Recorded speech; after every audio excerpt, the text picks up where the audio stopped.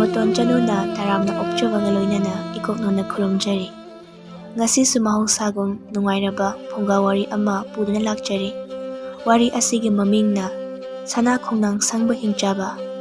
Wari asibu thabirakpana athauba maitai. Thaina mamangaida khoma kauba masa mawu phaba hi saba nupa ama leirame. Nongma khomana saba hi ama thamchat pat kauba achauba pat amada thadanaba amaiba amaibi sing neklaga lai lokhatlame. Amaibi amana khombada hi ase matik mayai kale. Pat asi hi asina ngak sin mangamlani. Leihau pamina saba hi tarem pamina saba hi di matik mayai chenmani. Adubu sana khongnang umang khongnang na hi sabadi phatte ko ibungo. Laigi upambi ni moidi. Hoi hoi ima. Nasana su hene khangjai. Hidu hihon manupa amana laibak katlaga pata thaudakri. Khombasi hi sabada khut haibagidamak maming yamna chatpa miyoyni. Mapa laibak kayadasu hi saba chatlammi. Hilalonba miyoy kayana mabu yamna neknarami. Mi ani ahum tongba yaba hidagi hauraga.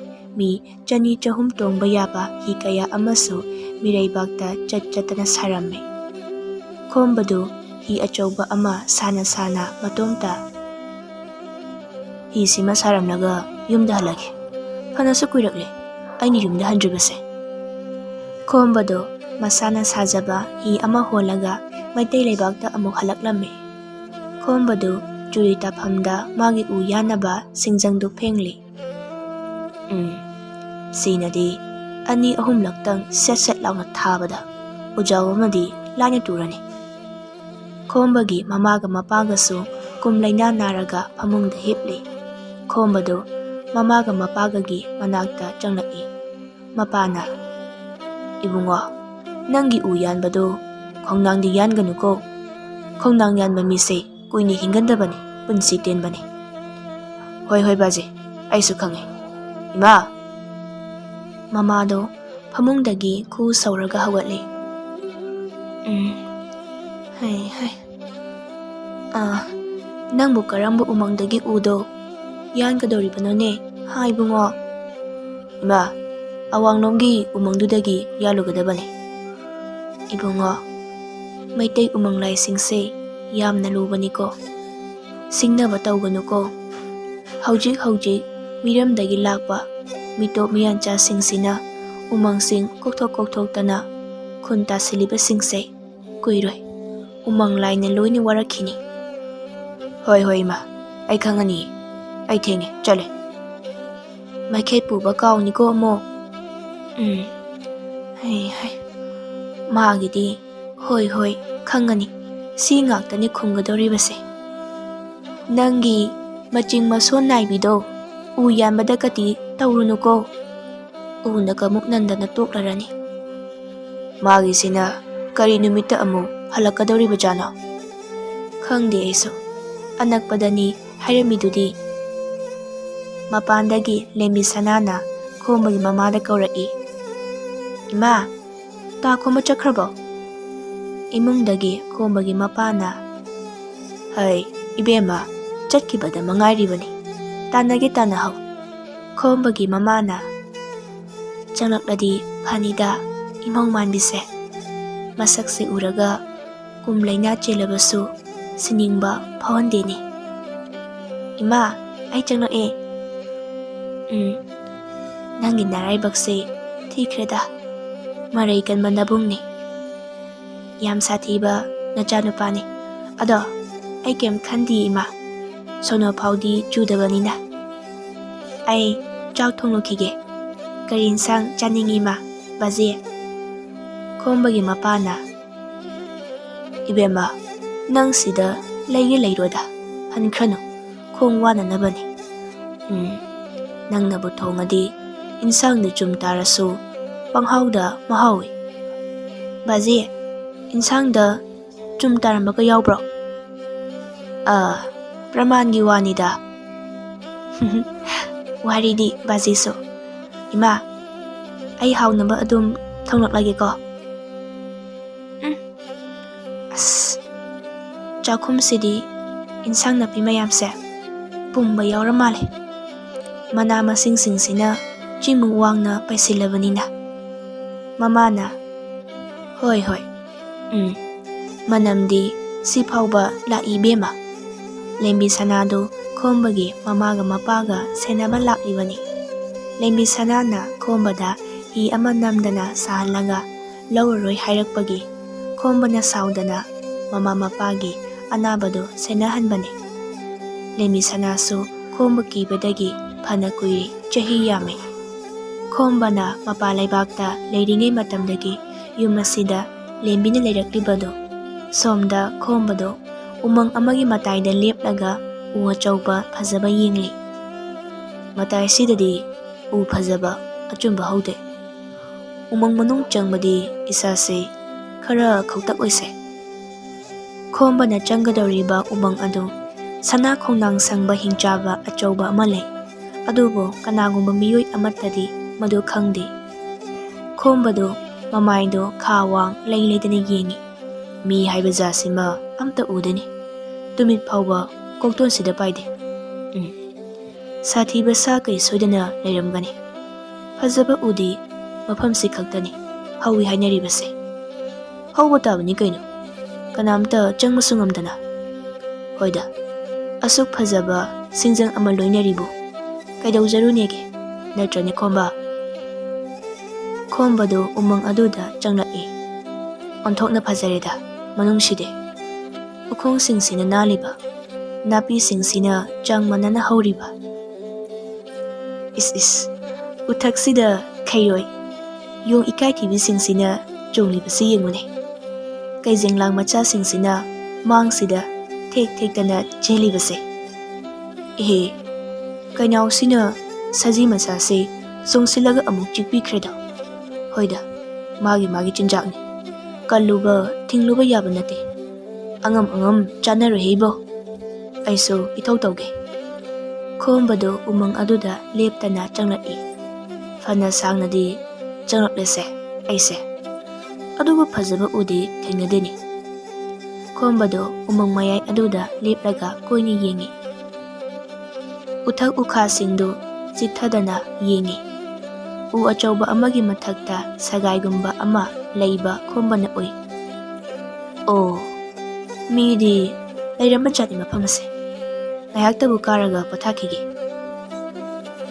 ꯈꯣꯝꯕꯗꯨ ꯎ ꯃꯊꯛꯇꯨꯗ ꯈꯩꯔꯣꯏꯗꯒꯤ ꯍꯦꯟꯅ ꯌꯥꯡꯅ ꯁꯠ ꯀꯥꯈꯠꯈꯤ꯫ ꯑꯗꯨꯒ ꯁꯒꯥꯏ ꯁꯥꯕ ꯎꯁꯥꯗꯨ ꯇꯝꯅ ꯁꯠ ꯂꯥꯎꯅ ꯄꯥꯏꯔꯒ ꯇꯥꯁꯤꯟꯈꯤ꯫ ꯈꯣꯝꯕꯅ ꯁꯒꯥꯏꯗꯨꯗ ꯇꯥꯕꯗ ꯃꯤ ꯃꯈꯨꯠꯀꯨꯝꯕ ꯑꯃ ꯃꯈꯥꯗ ꯇꯥꯈꯤꯕꯒꯨꯝ ꯇꯧꯏ꯫ ꯑꯗꯨꯕꯨ ꯈꯣꯝꯕꯗꯤ ꯎꯍꯧꯗ꯭ꯔꯦ꯫ ꯈꯩꯔꯣꯏ ꯃꯆꯥꯁꯤꯡ, ꯌꯣꯡ ꯆꯕꯨꯟꯁꯤꯡ, ꯎꯆꯦꯛ ꯃꯇꯩ ꯃꯅꯥꯎꯁꯤꯡ ꯈꯣꯝꯕꯗ ꯃꯌꯥꯁꯤꯡꯗꯨ ꯀꯥꯔꯒ ꯌꯦꯡꯅꯔꯤ꯫ ꯌꯣꯡ ꯃꯁꯦꯟꯗꯨ ꯈꯣꯝꯕꯗ ꯌꯦꯡꯂꯒ ꯋꯥꯔꯤ ꯁꯥꯏ꯫ ꯌꯣꯡ ꯑꯃꯅ ꯎꯏ, ꯍꯤꯡꯆꯥꯕ ꯊꯦꯡꯅꯔꯣ꯫ ꯌꯣꯡ ꯑꯃꯅ ꯎꯏ, ꯇꯥꯏꯕꯪ ꯃꯤ, ꯍꯤꯡꯆꯥꯕ ꯂꯩꯕꯅꯤ꯫ ꯈꯣꯝꯕꯗꯨ ꯁꯒꯥꯏꯗꯨꯗ ꯐꯝꯃꯒ ꯌꯣꯡꯁꯤꯡꯗꯨꯗ ꯌꯦꯡꯂꯒ, ꯌꯣꯡꯁꯤꯡꯁꯤꯅ ꯉꯥꯡꯅꯔꯤꯁꯤ ꯌꯦꯡꯉꯨꯅꯦ꯫ ꯑꯣꯏ ꯌꯣꯡꯁꯤꯡ, ꯑꯩ ꯁꯤꯗ ꯉꯥꯏꯍꯥꯛꯇ ꯇꯨꯝꯒꯦ, ꯇꯨꯃꯤꯟ ꯂꯩꯌꯨꯀꯣ꯫ ꯌꯣꯡ ꯑꯃꯅ ꯌꯣꯡꯂꯣꯟ ꯈꯪꯉꯤꯅ, ꯑꯁꯤ ꯇꯥꯏꯕꯪ ꯃꯤꯁꯤꯗꯤ꯫ ꯀꯔꯤꯅꯣ ꯌꯣꯡꯂꯣꯟ ꯍꯥꯏꯗꯤ? ꯍꯥ, ꯌꯣꯡꯅꯥꯎꯁꯥ? ꯑꯁꯤ ꯇꯥꯏꯕꯪ ꯃꯤꯁꯦ ꯃꯑꯣꯡ ꯑꯃꯅꯤ꯫ ꯎꯊꯛꯇ ꯀꯥꯔꯣ, ꯌꯣꯡ ꯃꯌꯥꯝꯁꯥ, ꯎꯊꯛꯇ ꯀꯥꯔꯣ꯫ ꯈꯣꯝꯕꯗꯨ ꯁꯒꯥꯏ ꯑꯗꯨꯗ ꯍꯤꯞꯂꯤꯉꯩ ꯌꯣꯡ ꯃꯌꯥꯝꯗꯨ ꯎꯋꯥ ꯑꯃꯨꯛ ꯂꯥꯎꯅꯔꯛꯏ꯫ ꯑꯗꯨꯒ ꯑꯔꯥꯞꯄꯗ ꯈꯨꯗꯣꯝꯕꯤ ꯊꯤꯟꯗꯅ ꯄꯪꯆꯣꯡꯗ ꯆꯣꯡꯉꯤ꯫ ꯈꯣꯝꯕꯗꯨ ꯃꯤꯠ ꯅꯥ ꯈꯪꯁꯤꯡ ꯁꯤꯡꯉꯤ꯫ ꯀꯔꯤꯅꯣꯅꯦ, ꯌꯣꯡꯁꯤꯡꯁꯦ ꯑꯣꯟꯊꯣꯛꯅ ꯂꯥꯡꯈ꯭ꯔꯦꯗ꯫ ꯍꯩ ꯌꯣꯡꯁꯥ, ꯇꯨꯃꯤꯟ ꯂꯩꯌꯨꯅꯦ ꯅꯣꯏꯕꯣ꯫ ꯌꯣꯡꯁꯤꯡꯁꯤꯅ ꯑꯩꯉꯣꯟꯗ ꯑꯃꯨꯛ ꯌꯦꯡ, ꯑꯔꯥꯞꯄꯗ ꯑꯃꯨꯛ ꯌꯦꯡ, ꯀꯔꯤ ꯎꯔꯕꯖꯥꯠꯅꯣ? ꯈꯣꯝꯕꯗꯨ ꯐꯝꯂꯒ ꯌꯣꯡꯁꯤꯡꯅ ꯌꯦꯡꯂꯤꯕ ꯑꯔꯥꯞꯄ ꯃꯥꯏꯀꯩ ꯑꯗꯨꯗ ꯌꯦꯡꯉꯤ꯫ ꯁꯥ ꯀꯩ ꯑꯆꯧꯕꯒ ꯂꯥꯛꯄ ꯖꯥꯠꯂꯥ? ꯈꯣꯝꯕꯗꯨ ꯍꯀꯥꯝ ꯆꯜꯂꯒ ꯎꯊꯛꯇ ꯀꯣꯏꯅ ꯑꯃꯨꯛ ꯌꯦꯡꯉꯤ꯫ ꯑꯗꯨꯒ ꯃꯅꯥꯛꯇ ꯊꯝꯂꯤꯕ ꯃꯥꯒꯤ ꯁꯤꯡꯖꯪꯗꯨꯗ ꯑꯃꯨꯛ ꯌꯦꯡꯉꯤ꯫ ꯑꯩꯕꯨ ꯑꯍꯤꯡ ꯌꯥꯔꯛꯄꯒꯤ ꯐꯤꯕꯝꯂꯥ ꯇꯧꯔꯤꯕꯁꯦ?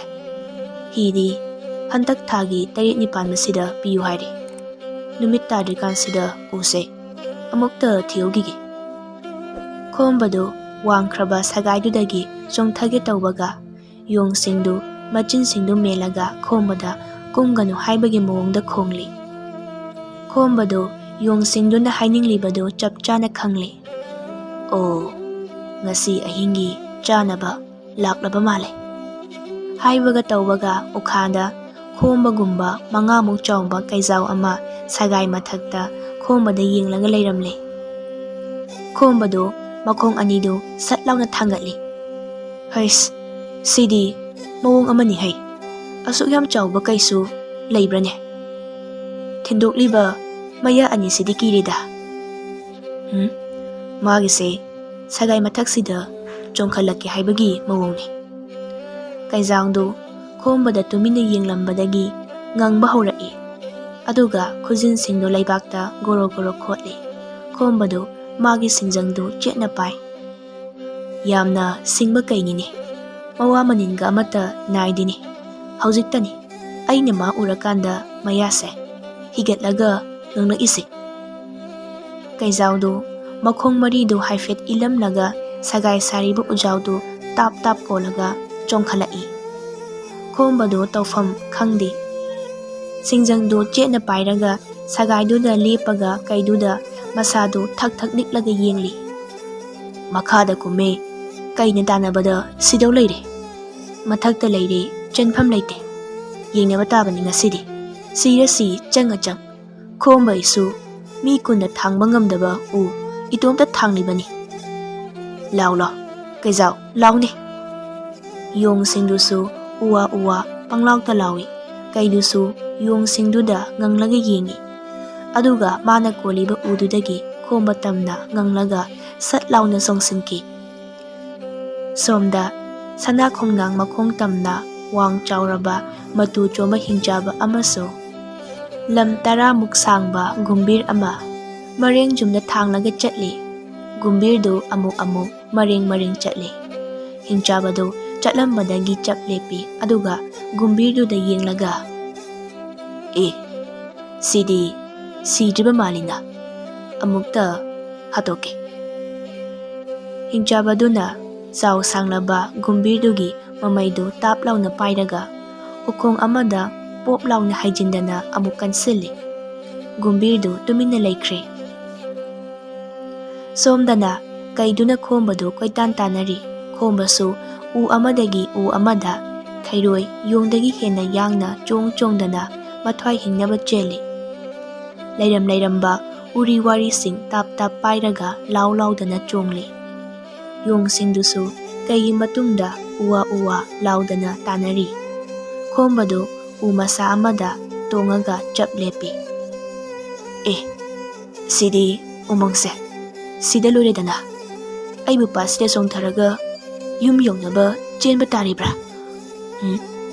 ꯃꯈꯥꯗ ꯀꯨꯝꯃꯗꯤ ꯑꯩ ꯁꯤꯒꯗꯧꯔꯕꯅꯤꯀꯣ꯫ ꯀꯩꯗꯨ ꯈꯣꯝꯕ ꯇꯝꯅ ꯃꯩꯈꯥꯠꯇꯨ ꯍꯥꯏꯖꯤꯟꯗꯅ ꯀꯥꯊꯣꯛꯂꯒ ꯉꯪꯂꯒ ꯆꯣꯡꯁꯤꯜꯂꯛꯏ꯫ ꯈꯣꯝꯕꯗꯨ ꯃꯥꯒꯤ ꯃꯆꯤꯡ ꯑꯔꯥꯡꯕꯤꯗꯨ ꯃꯊꯤ ꯐꯣꯡꯂꯛꯏ꯫ ꯈꯣꯝꯕ ꯃꯥꯒꯤ ꯁꯤꯡꯖꯪꯗꯨꯅ ꯀꯩꯒꯤ ꯃꯃꯥꯏꯗꯨꯗ ꯖꯣꯞ ꯂꯥꯎꯅ ꯌꯥꯟꯁꯤꯜꯂꯤ꯫ ꯀꯩꯗꯨ ꯃꯈꯥꯗ ꯎꯁꯥ ꯃꯔꯛꯇ ꯌꯩ ꯌꯩꯗꯅ ꯇꯥꯁꯤꯟꯈꯤ꯫ ꯈꯣꯝꯕꯗꯨ ꯎꯁꯥꯁꯤꯡꯗꯨ ꯇꯥꯞ ꯇꯥꯞ ꯌꯥꯜꯂꯒ ꯀꯩꯗꯨ ꯇꯝꯅ ꯆꯣꯡꯊꯈꯤ꯫ ꯎꯁꯥ ꯃꯔꯛꯇ ꯈꯣꯝꯕꯒ ꯀꯩꯒꯗꯨ ꯑꯔꯩꯕꯤ ꯊꯥꯗꯅ ꯐꯨꯅꯔꯛꯏ꯫ ꯈꯣꯝꯕꯗꯨ ꯃꯥꯒꯤ ꯁꯤꯡꯖꯪꯗꯨꯅ ꯀꯩꯗꯨꯗ ꯂꯥꯝ ꯂꯥꯝꯃꯒ ꯌꯥꯜꯂꯤ꯫ ꯀꯔꯤꯒꯤ ꯆꯦꯟꯕ, ꯀꯔꯤꯒꯤ ꯆꯦꯟꯕ?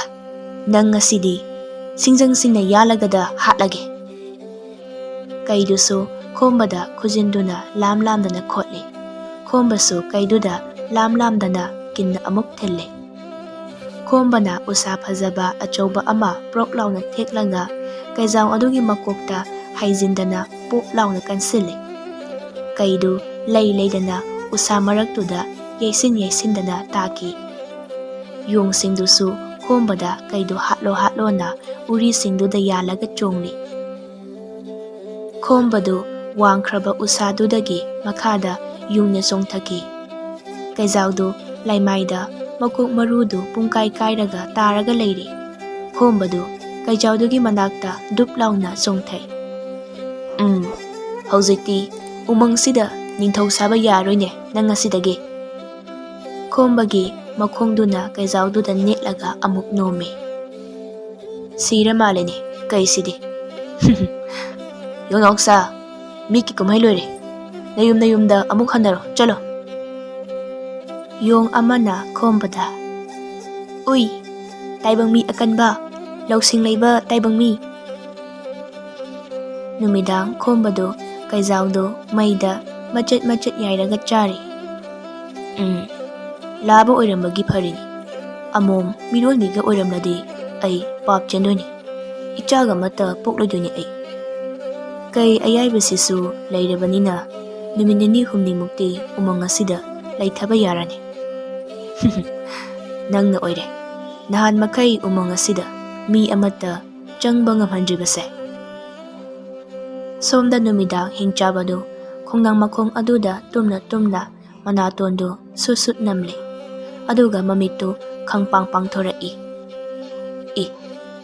ꯅꯝꯊꯤꯕ ꯃꯅꯝ ꯑꯃ ꯅꯝꯃꯤꯅ, ꯁꯥ ꯀꯩꯒꯤ ꯃꯅꯝꯗꯤ ꯑꯣꯏꯅꯤꯁꯦ, ꯃꯩ ꯆꯪꯂꯕ ꯁꯥꯗꯣꯡꯅꯤ꯫ ꯒꯨꯝꯕꯤꯔꯒꯤ ꯁꯔꯨ ꯁꯌꯦꯡ ꯃꯃꯩꯁꯨ ꯃꯅꯥꯛꯇ ꯇꯥꯔꯤ, ꯍꯤꯡꯆꯥꯕꯗꯨ ꯃꯅꯝ ꯁꯨꯠ ꯅꯝꯃꯤ꯫ ꯅꯨꯡꯁꯤꯠꯁꯤ ꯃꯩꯅꯝ ꯅꯝꯃꯤ꯫ ꯍꯤꯡꯆꯥꯕꯗꯨ ꯒꯨꯝꯕꯤꯔꯒꯤ ꯃꯃꯩ ꯆꯤꯛꯂꯒ ꯎꯏꯔꯤ ꯁꯥꯏꯔꯒ ꯑꯃꯨꯛ ꯇꯨꯝꯈ꯭ꯔꯦ꯫ ꯈꯣꯝꯕꯗꯨ ꯅꯤꯅꯤ ꯍꯨꯝꯅꯤ ꯁꯨꯔꯦ ꯎ ꯊꯤꯔꯤꯕꯗꯨ, ꯎ ꯐꯖꯕ ꯐꯪꯗ꯭ꯔꯦ꯫ ꯈꯣꯝꯕꯗꯨ ꯄꯥꯠ ꯑꯗꯨꯗ ꯐꯝꯂꯒ, ꯀꯔꯤꯅꯣ, ꯑꯁꯨꯛ ꯆꯥꯎꯈ꯭ꯔꯕ ꯎꯃꯪꯁꯤꯗꯕꯨ ꯍꯤ ꯁꯥꯕ ꯌꯥꯕ ꯎ ꯑꯃꯠꯇ ꯊꯦꯡꯅꯗ꯭ꯔꯤꯕꯁꯤꯕꯣ? ꯏꯁꯤꯡꯗꯤ ꯈꯧꯔꯥꯡꯕꯅ ꯂꯣꯏꯔꯦ, ꯑꯗꯨꯒ ꯄꯥꯠꯁꯤꯗꯅ ꯒꯨꯝꯕꯤꯔ ꯉꯥꯛꯇ, ꯌꯨꯝꯗ ꯑꯃꯨꯛꯇ ꯆꯠꯂꯨꯗꯕ ꯌꯥꯔꯣꯏꯗꯧꯔꯦ꯫ ꯈꯣꯝꯕꯗꯨ ꯌꯨꯝꯗ ꯂꯥꯛꯄꯒꯤ ꯂꯝꯕꯤꯗ ꯅꯨꯄꯥ ꯑꯃ ꯊꯦꯡꯅꯩ꯫ ꯅꯨꯄꯥꯗꯨꯅ ꯈꯣꯝꯕꯗ, ꯈꯣꯝꯕ, ꯎ ꯐꯪꯗ꯭ꯔꯤꯕꯔꯣ?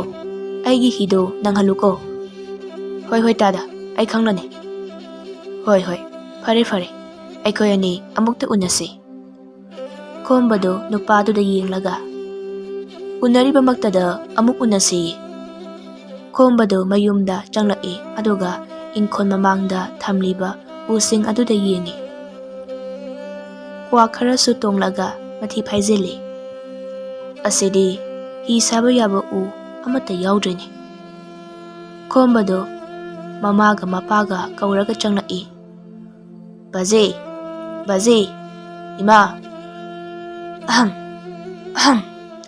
ꯈꯅꯥꯎꯁꯤꯅ ꯀꯔꯤ ꯑꯃꯨꯛ ꯇꯧꯔꯦ? ꯃꯇꯦꯛ ꯇꯠꯂꯤꯅ, ꯎꯆꯤ ꯃꯈꯣꯟ ꯃꯥꯜꯂꯤꯁꯤꯅ꯫ ꯏꯃꯨꯡꯗꯒꯤ ꯃꯄꯥꯅ, ꯑꯩꯈꯣꯏ ꯈꯣꯝꯕꯔꯣ? ꯕꯥꯖꯤ ꯏꯃꯥ ꯀꯧꯔꯗꯤ ꯌꯣꯡꯅ ꯀꯧꯕꯗꯤ ꯑꯣꯏꯔꯝꯃꯔꯣꯏꯗꯅ? ꯍꯩ, ꯃꯈꯣꯜꯁꯦ ꯈꯣꯝꯕ ꯃꯥꯟꯗꯦꯅꯦ, ꯑꯗꯨꯏꯅꯤꯅꯦ ꯍꯥꯏꯔꯤꯁꯦ꯫ ꯈꯣꯝꯕꯗꯨ ꯆꯪꯂꯛꯏ꯫ ꯏꯃꯥ, ꯂꯦꯝꯃꯤꯁꯅꯥ ꯂꯥꯛꯂꯝꯕ꯭ꯔꯥ? ꯂꯥꯛꯑꯝꯃꯒ ꯆꯠꯈ꯭ꯔꯕꯅꯤ꯫ ꯅꯣꯡꯃ ꯍꯦꯛ ꯂꯥꯛꯄ ꯂꯦꯞꯄꯗ ꯊꯥ ꯑꯃꯃꯨꯛ ꯆꯣꯟꯊꯅ ꯁꯤꯗ ꯊꯕꯛ ꯁꯨꯍꯟꯗꯣꯏꯅꯤ꯫ ꯃꯄꯥꯅ, ꯃꯤꯉꯣꯟꯗ ꯊꯕꯛ ꯁꯨꯍꯟꯕ ꯍꯥꯏꯒꯅꯨ, ꯇꯥꯕꯗ ꯐꯖꯗꯦ ꯏꯕꯨꯡꯉꯣ꯫ ꯕꯥꯖꯦ, ꯊꯕꯛ ꯁꯨꯕ ꯃꯤꯕꯨ ꯊꯕꯛ ꯁꯨꯕ ꯃꯤ ꯍꯥꯏꯗ꯭ꯔꯕꯗꯤ ꯀꯔꯤ ꯍꯥꯏꯗꯣꯏꯅꯣ? ꯂꯦꯝꯕꯤ ꯁꯅꯥꯗꯨ ꯊꯣꯡꯖꯤꯟꯗꯒꯤ, ꯇꯥ ꯈꯣꯝꯕꯅ ꯍꯥꯏꯔꯤꯁꯦ ꯆꯨꯝꯃꯦ ꯕꯥꯖꯦ, ꯃꯤꯒꯤ ꯏꯃꯨꯡꯗ ꯊꯕꯛ ꯁꯨꯔꯗꯤ ꯊꯕꯛ ꯁꯨꯕ ꯅꯨꯄꯤ ꯍꯥꯏꯇꯥꯕꯅꯤ꯫ ꯏꯕꯦꯝꯃ, ꯅꯪꯒꯤꯗꯣ ꯁꯥꯎꯔꯤꯕ ꯍꯥꯏꯗꯨꯔꯥ? ꯁꯥꯎꯗꯦꯗ ꯕꯥꯖꯦ, ꯃꯤꯒꯤ ꯃꯔꯟ ꯁꯤꯡꯅꯕ ꯃꯤꯒꯤ ꯏꯃꯨꯡꯗ ꯊꯕꯛ ꯁꯨꯕꯕꯨ ꯀꯩꯒꯤ ꯁꯥꯎꯗꯣꯏꯅꯣ? ꯑꯩ ꯀꯩꯝ ꯈꯟꯗꯦ ꯕꯥꯖꯦ꯫ ꯃꯃꯥꯅ, ꯏꯕꯨꯡꯉꯣ, ꯅꯪ ꯋꯥ ꯉꯥꯡꯕꯗ ꯈꯔ ꯌꯦꯡꯉꯒ ꯉꯥꯡꯉꯨꯅꯦ꯫ ꯉꯥꯡꯅꯤꯡ ꯁꯛꯅꯤꯡꯉꯤꯅꯦꯅ, ꯑꯩꯒꯤ ꯍꯩꯅꯕꯤꯅꯦꯅ ꯍꯦꯛꯇ ꯄꯉꯥꯡ ꯉꯥꯡꯒꯅꯨ꯫ ꯃꯤꯒꯤ ꯋꯥꯈꯜ ꯊꯃꯣꯏꯗ ꯁꯣꯛꯈꯤꯕ ꯍꯥꯏꯕꯁꯦ ꯄꯨꯟꯁꯤ ꯆꯨꯞꯄ ꯆꯨꯔꯒ ꯑꯗꯨꯝ ꯂꯩꯈ꯭ꯔꯗꯕꯅꯤ꯫ ꯍꯣꯏ ꯏꯃꯥ, ꯑꯩ ꯂꯣꯏ ꯈꯪꯉꯤ, ꯀꯩꯗꯧꯕꯒꯦ? ꯂꯦꯝꯕꯤ ꯁꯅꯥꯗꯨ ꯈꯣꯝꯕꯗ ꯁꯥꯎꯔꯞꯅ ꯌꯦꯡꯉꯤ꯫ ꯈꯣꯝꯕꯗꯨ ꯂꯦꯝꯕꯤ ꯁꯅꯥꯗ ꯌꯦꯡꯂꯒ ꯊꯣꯛꯂꯛꯏ꯫ ꯈꯣꯝꯕꯗꯨ ꯃꯥꯡꯒꯣꯟꯗ ꯂꯦꯞꯂꯒ ꯃꯥꯒꯤ ꯊꯃꯣꯏ ꯃꯄꯥꯗ ꯀꯤꯟꯅ ꯗꯨꯞ ꯁꯨꯏ꯫ ꯍꯦ ꯊꯃꯣꯏ, ꯅꯪꯅ ꯆꯣꯡꯂꯤꯕꯁꯦ ꯃꯈꯣꯟꯒ ꯊꯣꯛꯂꯝꯂꯕꯗꯤ ꯑꯩ ꯌꯥꯝ ꯊꯤꯅ ꯆꯣꯞꯄꯅꯤ꯫ Thamoi mapan tholakano. Thamoi mihun chongma lepo, lepo. Lembi sanadu khombagi maningdagi. Khita lake, amta handokpiyo. Khombado khangprek khangi. Hey, khangi hey. Kaigi khangi no, ai mini, kai nate. Kaido, amuk palano. Sining chitane, ai ni yumda halaise. Kaiga thengnarurabo haise nangbo. Khombado magi phoritu lauthoi. Manangandu kaina lama khotkibagi loini segairaga leirambadu ubada lembi sanadu kokchaubi kai. Sidi phibam ama chare. Sida phamlamo ai hidak thage. Lembi sanadu imungda sensinki.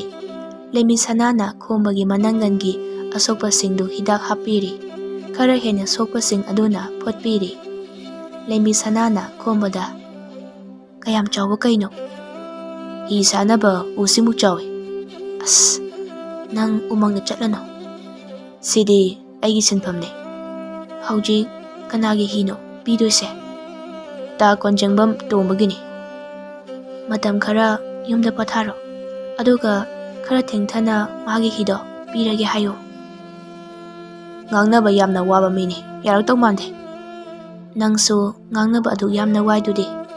Ta to manasu hairamdoini. Aini haise sumaina. Haikribe manangse. Khombado matom tuminna noi lembi sanana. Kaidi chenkrabo. Aida chathokre. Mathangdi kaido. Aigisu khara purauko. Aigi khwangda kiba khawduda ayaiba khara yahobani. Lembi sanadu wangangde. Imung lomda haijindana chinsinki. Khombado matomta. Nang uningbayni. Amireibakta kuina leiba ngamrido.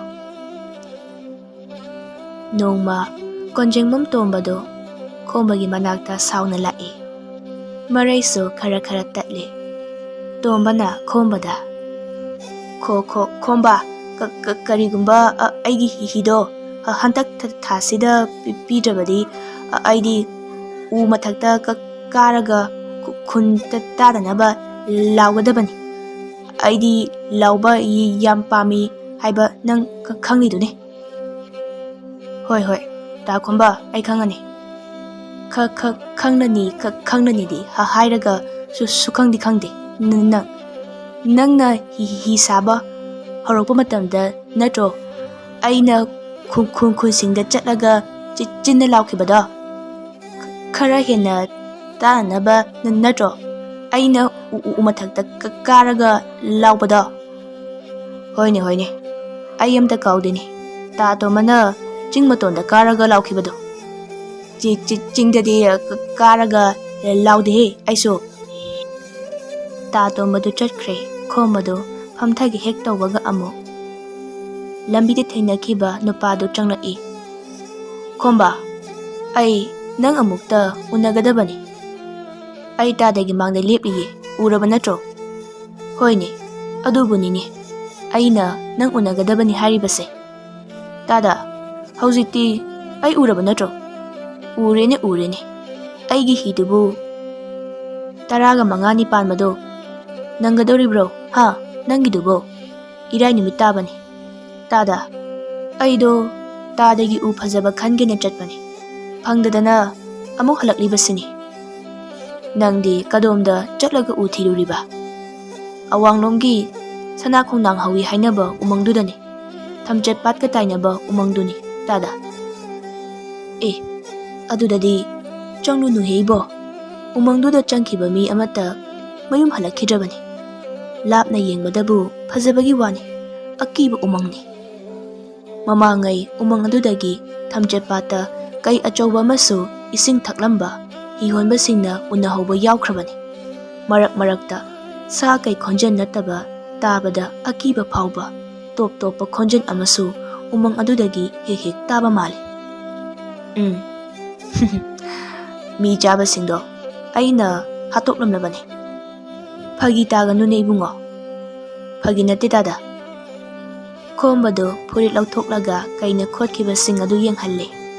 ꯑꯣ, ꯅꯪꯅ ꯂꯤꯔꯤꯕ ꯋꯥꯔꯤꯁꯤꯡꯁꯤꯅꯗꯤ ꯎꯃꯪꯗꯨꯗꯤ ꯀꯩꯖꯥꯎꯗꯨꯅ ꯅꯤꯡꯊꯧ ꯁꯥꯔꯒ ꯂꯩꯔꯝꯂꯤꯕꯣꯏꯔꯦ꯫ ꯑꯗꯣ ꯈꯣꯝꯕ, ꯍꯟꯗꯛ ꯆꯠꯄꯗꯗꯤ ꯑꯩꯁꯨ ꯌꯥꯎꯒꯦ꯫ ꯑꯩꯒꯤ ꯎ ꯆꯤꯡꯅꯕ ꯏꯔꯣꯏ ꯑꯅꯤꯗꯨꯁꯨ ꯄꯨꯔꯁꯤ꯫ ꯍꯣꯏ ꯍꯣꯏ ꯗꯥꯗꯥ, ꯆꯠꯁꯤ꯫ ꯈꯣꯝꯕꯗꯣ ꯏꯪꯈꯣꯜ ꯃꯇꯣꯟꯗ ꯍꯤ ꯃꯆꯥ ꯑꯃ ꯀꯟꯅ ꯁꯥꯔꯤ꯫ ꯂꯩꯃꯤ ꯁꯅꯥꯁꯨ ꯎ ꯑꯃꯗ ꯐꯝꯂꯒ ꯍꯤ ꯁꯥꯕꯗꯨ ꯌꯦꯡꯂꯦ꯫ ꯈꯣꯝꯕꯗꯨ ꯍꯤꯒꯤ ꯃꯇꯣꯟꯁꯤꯡꯗꯨ ꯇꯦꯝꯂꯦ꯫ ꯍꯩ,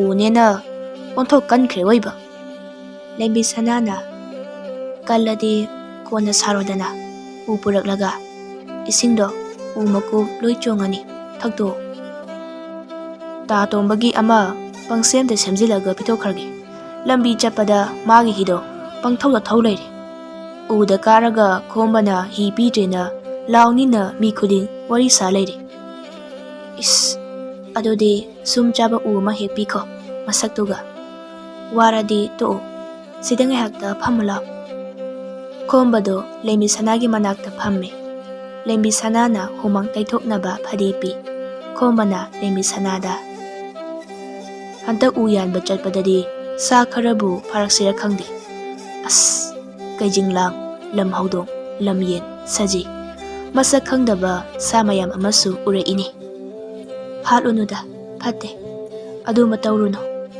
ꯃꯍꯧꯁꯥ ꯂꯥꯏꯔꯦꯝꯕꯤꯒꯤ ꯈꯟ ꯀꯥꯏꯍꯟꯒꯅꯨ꯫ ꯅꯪꯅ ꯎ ꯌꯥꯜꯂꯤꯕꯁꯤꯁꯨ ꯃꯍꯧꯁꯥ ꯂꯥꯏꯔꯦꯝꯕꯤꯒꯤ ꯈꯨꯠꯁꯦꯝꯗ ꯑꯀꯥꯏꯕ ꯈꯔꯗꯤ ꯑꯗꯨꯝ ꯄꯤꯔꯤꯕꯅꯤ꯫ ꯈꯣꯝꯕꯗꯣ ꯂꯩꯃꯤ ꯁꯅꯥꯗ ꯌꯦꯡꯂꯒ, ꯑꯗꯨꯒꯨꯝꯕ ꯉꯥꯛꯌꯦꯡ ꯂꯩꯔꯗꯤ ꯃꯤꯑꯣꯏꯕ ꯑꯩꯈꯣꯏꯗꯤ ꯀꯃꯥꯏꯅ ꯍꯤꯡꯒꯅꯤ? ꯃꯍꯧꯁꯥ ꯂꯥꯏꯔꯦꯝꯕꯤ ꯏꯃꯥꯒꯤ ꯈꯜꯁꯨ ꯀꯥꯏꯍꯜꯂꯣꯏ, ꯑꯗꯨꯒ ꯃꯤꯑꯣꯏꯕ ꯑꯩꯈꯣꯏꯒꯤꯁꯨ꯫ ꯍꯤꯡꯕꯗ ꯆꯪꯗꯕ ꯌꯥꯗꯕꯁꯤꯡꯗꯨꯗꯤ ꯁꯤꯖꯤꯟꯅꯕ ꯇꯥꯔꯦꯗꯅ꯫ ꯁꯣꯝꯗ ꯎꯃꯪꯂꯣꯝꯗ ꯈꯣꯝꯕꯅ ꯂꯩꯔꯝꯕ ꯃꯐꯝ ꯑꯗꯨꯗ ꯍꯤꯡꯆꯥꯕꯗꯨ ꯂꯦꯞꯂꯒ ꯃꯅꯝ ꯅꯝꯂꯦ꯫ ꯑꯦ, ꯁꯤꯗꯤ ꯇꯥꯏꯕꯪ ꯃꯤꯒꯤ ꯃꯅꯝ ꯆꯦꯜꯂꯤꯅ꯫ ꯇꯥꯏꯕꯪ ꯃꯤꯁꯨ ꯆꯥꯕ ꯍꯥꯎꯕꯅꯤ꯫ ꯍꯤꯡꯆꯥꯕꯗꯨ ꯑꯃꯨꯛꯁꯨ ꯉꯪꯂꯤ꯫ ꯑꯦ, ꯀꯩ ꯃꯀꯣꯛꯁꯤꯗꯤ ꯀꯥꯏꯔꯦꯅ꯫ ꯑꯩ ꯎꯕꯗ ꯆꯦꯟꯕ ꯀꯩꯖꯥꯎꯗꯨꯅꯤ ꯁꯤꯗꯤ꯫ ꯃꯈꯣꯡ ꯃꯌꯥꯗ ꯇꯥꯔꯤꯕ ꯀꯩ ꯃꯀꯣꯛꯇꯨ ꯇꯥꯞ ꯂꯥꯎꯅ ꯄꯥꯏ꯫ ꯀꯩ ꯃꯀꯣꯛꯇ ꯇꯣꯡꯂꯝꯕ ꯍꯌꯤꯡ ꯆꯕꯨꯟ ꯑꯃ ꯄꯥꯏꯊꯣꯛꯈꯤ꯫ ꯍꯤꯡꯆꯥꯕꯗꯨꯅ ꯐꯧ ꯁꯪꯕꯥꯏꯃꯨꯛ ꯆꯥꯎꯕ ꯀꯩ ꯃꯀꯣꯛꯇꯨ ꯍꯩꯀ꯭ꯔꯨ ꯁꯥꯏꯕꯗꯧꯅ ꯄ꯭ꯔꯣꯛ ꯄ꯭ꯔꯣꯛ ꯁꯥꯏ, ꯑꯗꯨꯒ ꯑꯃꯨꯛꯁꯨ ꯈꯦꯒꯠꯂꯤ꯫ ꯑꯦ, ꯁꯤꯗꯤ ꯄꯨꯝꯃꯦꯅ꯫ ꯍꯤꯡꯆꯥꯕꯗꯨ ꯎꯃꯪ ꯃꯅꯨꯡꯗ ꯆꯪꯈ꯭ꯔꯦ꯫ ꯍꯌꯤꯡ ꯁꯪꯒꯨ ꯑꯃꯁꯨ ꯃꯥꯒꯤ ꯃꯇꯨꯡ ꯏꯟꯅꯈꯤ꯫ ꯍꯩꯀ꯭ꯔꯨ ꯍꯤꯗꯣꯡꯕ ꯅꯨꯃꯤꯠꯅꯤ꯫ ꯊꯝꯆꯦꯠ ꯄꯥꯠꯇ ꯍꯤ ꯂꯝꯖꯦꯟ ꯇꯥꯟꯅꯒꯗꯕ ꯍꯤꯍꯣꯜꯂꯣꯏꯁꯤꯡ ꯁꯦꯝ ꯁꯥꯗꯨꯅ ꯂꯩꯅꯔꯤ꯫ ꯈꯨꯜ ꯈꯨꯜꯗꯒꯤ ꯃꯤꯑꯣꯏ ꯂꯤꯁꯤꯡ ꯀꯌꯥ ꯍꯩꯀ꯭ꯔꯨ ꯍꯤꯗꯣꯡꯕ ꯌꯦꯡꯕ ꯂꯥꯛꯅꯔꯤ꯫ ꯂꯩꯃꯤ ꯁꯅꯥꯁꯨ ꯍꯤꯗꯥꯟꯅꯕꯗꯨ ꯌꯥꯎꯅꯕꯒꯤꯗꯃꯛ ꯍꯤꯗ ꯇꯣꯡꯂꯦ꯫ ꯈꯣꯝꯕꯁꯨ ꯃꯤꯌꯥꯝ ꯃꯔꯛꯇꯨꯗꯒꯤ ꯂꯩꯃꯤ ꯁꯅꯥꯕꯨ ꯍꯨꯔꯥꯟ ꯈꯨꯅꯤꯡ ꯀꯥꯡꯈꯠꯇꯅ ꯌꯦꯡꯖꯔꯤ꯫ ꯀꯦꯔꯒꯅ ꯑꯃꯨꯛꯀ ꯍꯦꯟꯅ ꯐꯖꯕꯤ ꯅꯨꯄꯤꯁꯤꯕꯨ ꯑꯩꯅ ꯅꯨꯡꯁꯤꯗꯕ ꯁꯥꯔꯒ ꯑꯗꯨꯝ ꯂꯣꯠꯂꯗ꯭ꯔꯥ? ꯀꯖꯦꯡꯂꯩꯁꯤꯒ ꯊꯣꯏꯕꯤꯒꯤ ꯐꯤꯖꯣꯜꯁꯤꯒ ꯑꯩꯕꯨ ꯂꯩꯃꯤ ꯁꯅꯥꯁꯦ ꯉꯁꯤ ꯐꯥꯔꯒ ꯂꯧꯔꯁꯤꯔꯅꯦ? ꯍꯤꯒꯤ ꯂꯃꯟꯅꯦ ꯍꯥꯏꯔꯒ ꯑꯩꯁꯨ ꯁꯛꯇꯤ ꯄꯪꯅꯣꯞ ꯅꯣꯞꯇꯕꯅꯤꯅ ꯌꯥꯔꯛꯄꯁꯨ ꯌꯥꯏ꯫ ꯅꯨꯄꯤꯒꯤꯗꯤ ꯄꯥꯝꯃꯁꯨ ꯄꯥꯝꯗꯕ ꯌꯥꯝ ꯁꯥꯕꯅꯤ꯫ ꯑꯩ ꯈꯜꯂꯤ ꯋꯥꯈꯜꯁꯦ ꯌꯥꯝ ꯆꯨꯝꯒꯟꯕꯅꯤ꯫ ꯂꯩꯃꯤ ꯁꯅꯥꯁꯨ ꯃꯀꯣꯛꯇꯨ ꯂꯩꯗꯅ ꯈꯣꯝꯕ ꯂꯥꯛꯄ꯭ꯔꯥ ꯌꯦꯡꯂꯤ꯫ ꯃꯥꯕꯨ ꯂꯥꯛꯇꯖꯥꯠꯂꯅꯦ ꯁꯣꯅꯣ ꯆꯨꯕꯗꯣ? ꯇꯞ ꯇꯥꯒꯦ ꯀꯦꯁꯤꯜꯂꯒ ꯑꯀꯦꯃꯟꯒ ꯑꯃꯠꯇ ꯍꯟꯖꯤꯟꯗꯕ ꯇꯥꯔꯦ ꯉꯁꯤꯗꯤ꯫ ꯁꯣꯝꯗꯅ ꯑꯃꯨꯛ ꯈꯣꯝꯕꯒꯤ ꯃꯃꯥꯡꯗ ꯄꯥꯈꯪ ꯃꯆꯥ 3-4 ꯂꯩꯃꯤ ꯁꯅꯥꯗ ꯌꯦꯡꯂꯒ ꯄꯥꯈꯪ ꯑꯃꯅ, ꯏꯇꯥꯎ, ꯂꯩꯃꯤ ꯁꯅꯥꯁꯦ ꯁꯨꯝ ꯍꯨꯔꯥꯟ ꯌꯦꯡꯕꯁꯦ ꯉꯛꯁꯦ ꯌꯥꯝ ꯋꯥꯔꯦ꯫ ꯑꯩ ꯍꯣꯔꯦꯟ ꯌꯨꯝꯗ ꯍꯟꯈꯤꯕꯗ ꯄꯨꯈ꯭ꯔꯁꯦ꯫ パカンamana. As aisu hi honba yarumgadabani ne. Horen aina hi longsin halaga lemisanase kannaba. Amana amo. Itaw, nange dudo. Mina yam tawnakhrabane. Ainasu tawkhrabane. Atopa mina tawnadriba wakan khara putho kaino. Amana amo. Itaw, lemisanase ai tiri male. ꯃꯤꯀꯨꯞ ꯈꯔꯒꯤ ꯃꯇꯨꯡ ꯄꯥꯈꯪ ꯃꯆꯥ ꯑꯍꯨꯝ ꯃꯔꯤꯗꯨ ꯈꯣꯝꯕꯒꯤ ꯃꯅꯥꯛꯇꯒꯤ ꯄꯥꯠꯂꯣꯝꯗ ꯁꯜꯂꯒ ꯄꯥꯏꯊꯣꯔꯛꯏ꯫ ꯇꯤꯜꯂꯤꯕ ꯃꯌꯥꯝꯗꯨ ꯋꯥ ꯋꯥ ꯅꯣꯛꯏ꯫ ꯃꯤꯌꯥꯝꯅ ꯂꯥꯎ ꯈꯣꯡꯕꯒꯤ ꯃꯤꯅꯤꯟꯁꯤꯡ ꯑꯗꯨ ꯈꯣꯝꯕꯅ ꯎ ꯌꯥꯟꯕ ꯆꯪꯂꯨꯕ ꯎꯃꯪ ꯑꯗꯨ ꯌꯧꯔꯝꯃꯤ꯫ ꯈꯣꯝꯕꯗꯨ ꯃꯇꯣꯝꯇ ꯂꯩꯃꯤ ꯁꯅꯥꯗ ꯌꯦꯡꯂꯒ, "ꯆꯍꯤ ꯐꯅꯗꯤ ꯌꯥꯝꯃꯤꯅꯦꯀꯣ ꯍꯩꯀ꯭ꯔꯨ ꯍꯤꯗꯣꯡꯕ ꯌꯦꯡꯂꯛꯇꯕ ꯀꯥꯏꯁꯦ, ꯑꯩꯅ ꯃꯄꯥꯟ ꯂꯝꯗ ꯂꯩꯔꯨꯕꯒ"꯫ ꯈꯣꯝꯕꯒꯤ ꯃꯅꯥꯛꯇ ꯐꯝꯂꯝꯕ ꯍꯅꯨꯕ ꯑꯃꯅ, "ꯏꯕꯨꯡꯉꯣ, ꯈꯨꯜ ꯑꯁꯤꯗ ꯍꯩꯀ꯭ꯔꯨ ꯍꯤꯗꯣꯡꯕ ꯄꯥꯡꯊꯣꯛꯄꯗꯤ ꯍꯟꯗꯛꯀꯤꯁꯤꯅ ꯑꯍꯥꯟꯕꯅꯤꯅꯦꯍꯦ꯫ ꯀꯔꯤꯅꯣ ꯏꯄꯣ, ꯑꯩꯅ ꯄꯥꯠꯁꯤꯗ ꯃꯃꯥꯡꯗ ꯍꯩꯀ꯭ꯔꯨ ꯍꯤꯗꯣꯡꯕ ꯄꯥꯡꯊꯣꯛꯈ꯭ꯔꯦ ꯍꯥꯏꯈ꯭ꯔꯕꯣ? ꯑꯇꯣꯞꯄ ꯈꯨꯜ ꯂꯝꯗ ꯌꯦꯡꯂꯛꯄꯒꯤ ꯋꯥꯔꯤꯅꯤ ꯑꯩꯅ ꯍꯥꯏꯔꯤꯕꯁꯤꯗꯤ꯫ ꯅꯪꯕꯨ ꯍꯤ ꯁꯥꯕ ꯈꯣꯝꯕꯗꯨ ꯅꯠꯇ꯭ꯔꯣ ꯍꯥ? ꯈꯣꯟꯗꯤ ꯑꯣꯟꯊꯣꯛꯅ ꯋꯥꯎꯈ꯭ꯔꯦꯗ ꯏꯕꯣ꯫ ꯍꯣꯏ ꯏꯄꯨ, ꯃꯁꯥꯏꯅꯤ, ꯃꯌꯥꯝꯅ ꯍꯦꯟꯅ ꯈꯪꯅꯔꯕ ꯋꯥꯅꯤ꯫ ꯀꯩ ꯍꯥꯠꯂꯤꯕ ꯃꯤꯅꯦ ꯑꯩꯁꯦ꯫ ꯐꯨꯡꯒꯥꯗ ꯀꯨꯟꯕ ꯉꯥꯔꯤ ꯆꯥꯕ ꯀꯩꯗꯨꯔꯥ? ꯎꯃꯪꯂꯣꯝꯗ ꯂꯥꯛꯂꯤꯕ ꯃꯤꯅꯤꯟꯗꯨꯅ ꯍꯤꯡꯆꯥꯕꯒꯤ ꯅꯥꯀꯣꯡ ꯌꯧꯁꯤꯜꯂꯛꯏ꯫ ꯍꯤꯡꯆꯥꯕꯗꯨ ꯊꯝꯆꯦꯠ ꯄꯥꯠꯂꯣꯝꯗ ꯃꯃꯤꯠꯇꯨ ꯌꯦꯡꯉꯤ꯫ ꯃꯤꯅꯤꯟꯅꯤꯅ ꯇꯥꯔꯤꯕꯁꯤꯗꯤ꯫ ꯀꯗꯣꯝꯗꯅꯣ? ꯁꯣꯝꯗꯔꯥ? ꯍꯤꯡꯆꯥꯕꯗꯨ ꯐꯝꯂꯝꯕꯗꯒꯤ ꯍꯧꯒꯠꯂꯛꯏ ꯑꯗꯨꯒ ꯊꯝꯆꯦꯠ ꯄꯥꯠꯀꯤ ꯃꯥꯏꯀꯩ ꯌꯦꯡꯂꯒ ꯉꯪꯂꯒ ꯅꯣꯛꯏ꯫ ꯃꯤ ꯆꯥꯈꯤꯗꯕ ꯀꯨꯏꯔꯦ꯫ ꯊꯝꯆꯦꯠ ꯄꯥꯠꯂꯣꯝꯗ ꯍꯩꯀ꯭ꯔꯨ ꯍꯤꯗꯣꯡꯕꯒꯤ ꯍꯤ ꯂꯝꯖꯦꯟ ꯇꯥꯟꯅꯅꯕ ꯁꯦꯝ ꯁꯥꯔꯤ꯫ ꯂꯦꯝꯕꯤ ꯁꯅꯥꯗꯨ ꯈꯣꯝꯕ ꯂꯥꯛꯄ꯭ꯔꯥ ꯌꯦꯡꯕꯗ ꯃꯃꯤꯠ ꯃꯅꯥꯗꯨ ꯏꯆꯣꯏ ꯆꯣꯏꯔꯤ꯫ ꯑꯩꯅ ꯁꯣꯏꯕꯅꯤ, ꯃꯥꯒꯤ ꯍꯤꯁꯦ ꯌꯥꯝ ꯇꯣꯡꯅꯤꯡꯉꯨꯔꯦ, ꯑꯗꯨꯏꯅꯤ ꯏꯇꯣꯝ ꯈꯣꯏꯗꯧ ꯁꯥꯎꯅꯤꯡꯂꯛꯇꯣꯔꯦ꯫ ꯂꯦꯝꯕꯤ ꯁꯅꯥꯒ ꯍꯤ ꯍꯣꯟꯃꯤꯟꯅꯒꯗꯕꯤ ꯅꯨꯄꯤ ꯃꯔꯛꯇꯒꯤ ꯑꯃꯅ ꯂꯦꯝꯕꯤ ꯁꯅꯥꯗ, "ꯏꯇꯥ, ꯑꯥꯗ ꯂꯩꯔꯤꯁꯦ ꯑꯩꯈꯣꯏꯒꯤ ꯍꯤꯁꯤꯒꯤ ꯃꯄꯨꯗꯣ ꯅꯠꯇ꯭ꯔꯣ?" ꯂꯦꯝꯕꯤ ꯁꯅꯥꯗꯨ ꯌꯥꯝ ꯂꯥꯡꯇꯛꯅꯕ ꯃꯑꯣꯡ ꯑꯃꯗ, "ꯀꯗꯥꯏꯅꯣ? ꯀꯗꯥꯏꯗ ꯂꯩꯒꯦ? ꯇꯨ, ꯑꯥꯗ ꯍꯅꯨꯕ ꯑꯃꯒ ꯋꯥꯔꯤ ꯁꯥꯔꯒ ꯐꯝꯃꯤꯁꯦ꯫ ꯃꯥꯗꯤ ꯍꯅꯨꯕꯁꯤꯒ ꯀꯩꯗꯧꯔꯤꯕ? ꯑꯩ ꯌꯦꯡꯒꯦꯗꯤ ꯍꯥꯏꯗ꯭ꯔꯗꯅ?" ꯅꯨꯄꯤꯗꯨꯅ ꯂꯦꯝꯕꯤ ꯁꯅꯥꯗ, "ꯀꯔꯤ ꯍꯥꯏꯕ ꯏꯇꯥ?" "ꯑꯣ, ꯀꯩꯁꯨ ꯍꯥꯏꯗꯦ, ꯁꯨꯝ." ꯂꯦꯝꯕꯤ ꯁꯅꯥꯗꯨ ꯈꯣꯝꯕꯗ ꯁꯥꯎꯅ ꯃꯆꯤꯟꯗꯨ ꯄꯩꯊꯣꯛꯂꯒ ꯌꯦꯡꯂꯦ꯫ ꯈꯣꯝꯕꯁꯨ ꯂꯦꯝꯕꯤ ꯁꯅꯥꯒꯤ ꯃꯑꯣꯡ ꯑꯗꯨ ꯎꯔꯒ ꯄꯨꯕ ꯊꯥꯡꯕ ꯉꯝꯗꯕ ꯅꯨꯡꯁꯤ ꯃꯤꯍꯨꯟ ꯑꯃꯃꯨꯛ ꯀꯟꯅ ꯆꯣꯡꯈꯠꯂꯛꯏ꯫ ꯈꯣꯝꯕꯒꯤ ꯃꯅꯥꯛꯇ ꯐꯝꯂꯤꯕ ꯍꯅꯨꯕꯗꯨꯅ ꯈꯣꯝꯕꯗ, "ꯏꯕꯣ, ꯊꯃꯣꯏꯒꯤ ꯃꯤꯍꯨꯟꯕꯨ ꯑꯗꯨꯛ ꯃꯈꯣꯟ ꯍꯧꯅ ꯆꯣꯡꯕ ꯍꯧꯅꯗꯦꯗ." "ꯀꯩꯅꯣ ꯏꯄꯣ, ꯊꯃꯣꯏ ꯃꯤꯍꯨꯟ ꯆꯣꯡꯕ ꯇꯥꯕ꯭ꯔꯣ ꯍꯥꯏꯔꯤꯁꯤꯕꯣ?" "ꯀꯔꯤꯒꯤ ꯇꯥꯗꯅꯤ? ꯑꯩꯁꯨ ꯈꯨꯟꯁꯤꯗꯗꯤ ꯅꯨꯄꯤ ꯅꯨꯄꯥ ꯊꯨꯡꯅꯍꯟꯕ ꯉꯝꯕ ꯑꯃꯥꯏꯕꯅꯤ ꯀꯩꯅꯣ꯫ ꯅꯨꯡꯁꯤꯕ ꯐꯣꯡꯗꯣꯛꯄꯗ ꯃꯇꯝ ꯑꯗꯨꯛ ꯍꯥꯞꯅ ꯂꯧꯕ꯭ꯔꯥ? ꯄꯥꯝꯃꯗꯤ ꯗꯣꯛ ꯍꯥꯏꯌꯨ, ꯌꯥꯅꯤꯡꯉ ꯌꯥꯁꯅꯨ, ꯌꯥꯅꯤꯡꯗ꯭ꯔꯒ ꯇꯣꯛꯁꯅꯨ, ꯃꯋꯥ ꯂꯧꯗꯦ꯫ ꯃꯔꯤ ꯂꯩꯕ ꯅꯨꯄꯥ ꯀꯧꯏ, ꯃꯗꯨꯅ ꯍꯦꯟꯅꯁꯨ ꯅꯨꯄꯤꯅ ꯄꯥꯝꯕꯅꯤ꯫ ꯅꯕꯣꯛ ꯃꯌꯥꯝꯁꯤꯡꯗꯨꯁꯨ ꯑꯁꯨꯝꯅ ꯂꯧꯈꯤꯕ ꯉꯥꯛꯇꯅꯤ." "ꯏꯕꯣꯛ ꯃꯌꯥꯝ ꯍꯥꯏꯕꯗꯤ ꯏꯄꯨ?" "ꯀꯔꯤꯁꯨ ꯅꯠꯇꯦꯗ." ꯈꯣꯝꯕꯒ ꯍꯅꯨꯕꯒꯗꯨ ꯋꯥꯔꯤ ꯁꯥꯟꯅꯔꯤꯉꯩ ꯍꯤꯁꯤꯡꯗꯨꯗꯤ ꯂꯝꯊꯥꯅꯈ꯭ꯔꯦ꯫ ꯍꯤ ꯑꯃ ꯑꯅꯤ ꯊꯧꯗꯣꯔꯛꯄꯒ ꯏꯁꯤꯡꯗ ꯎꯞꯄ ꯌꯥꯎꯅꯈ꯭ꯔꯦ꯫ ꯈꯣꯝꯕꯅ ꯍꯅꯨꯕꯗꯨꯗ, "ꯏꯄꯣ, ꯃꯁꯥꯅ ꯌꯥꯔꯕꯅꯤ, ꯆꯦꯜꯂꯁꯤꯅ ꯈꯥꯡ ꯉꯝꯗ꯭ꯔꯕꯅꯤ꯫ ꯆꯦꯜꯂꯁꯤ ꯌꯥꯗꯕꯒꯤꯅꯤ, ꯁꯥꯎꯖꯤꯜꯂꯝꯃꯤꯗꯨꯅ ꯑꯩꯉꯣꯟꯗ꯫ ꯃꯔꯤꯟ ꯈꯥꯕ ꯅꯨꯄꯤꯅꯤ, ꯑꯩꯁꯦ ꯃꯥꯅ ꯅꯝꯗꯅ ꯐꯥꯈꯤꯒꯗꯧꯔꯤꯕꯅꯤ꯫ ꯑꯩꯅ ꯐꯅ ꯂꯣꯠꯇꯨꯅꯁꯨ ꯆꯟꯐꯝ ꯂꯩꯔꯔꯣꯏ꯫ ꯍꯣꯏꯗ, ꯐꯥꯖꯔꯁꯅꯨꯗ."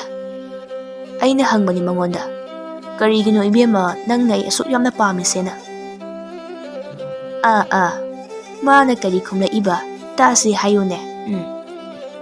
ꯈꯣꯝꯕꯅ ꯌꯥꯝ ꯃꯥꯅ ꯈꯨꯝꯂꯛꯏ, "ꯏꯕꯨꯡꯒꯤ ꯋꯥꯈꯜꯗ ꯇꯨꯝꯕ ꯆꯥꯕ ꯑꯃꯠꯇ ꯈꯪꯗ꯭ꯔꯤꯁꯤꯅꯤ." "ꯀꯔꯤꯅꯣ ꯏꯕꯨꯡꯉꯣ, ꯏꯕꯦꯝꯃꯗ ꯍꯥꯏꯔꯤꯕꯗꯨꯕꯨ? ꯅꯨꯄꯤ ꯑꯗꯨꯕꯨ ꯃꯃꯤꯡꯒ ꯈꯪꯗ꯭ꯔꯣ? ꯅꯨꯄꯤꯗꯤ ꯏꯕꯦꯝꯃ ꯀꯧꯕ ꯌꯥꯝ ꯁꯥꯎꯕꯅꯤ꯫ ꯅꯨꯄꯤ ꯁꯥꯎꯍꯟꯒꯦ ꯍꯥꯏꯔꯗꯤ ꯏꯕꯦꯝꯃ ꯀꯧꯁꯤꯜꯂꯨ." "ꯂꯦꯝꯕꯤ ꯁꯅꯥ ꯀꯧꯋꯦ ꯏꯄꯨ." "ꯈꯪꯗꯦ ꯏꯄꯨ, ꯃꯥꯅꯗꯤ ꯑꯩꯒꯤ ꯃꯤꯡꯗꯣ ꯀꯥꯎꯗꯅꯕꯅꯤꯅ ꯃꯈꯨꯗꯥꯡꯗꯒ ꯍꯛꯂꯤ ꯃꯥꯜꯂꯤ." "ꯑꯣ, ꯅꯨꯄꯤꯁꯤꯅ ꯏꯕꯨꯡꯉꯣꯁꯦ ꯌꯥꯝ ꯐꯖꯅ ꯄꯥꯝꯈꯤꯕꯩ ꯋꯥꯅꯤꯅꯦ꯫ Nabok ahumduna ay nungsibagumni. Ipubu nupi kaya lonke?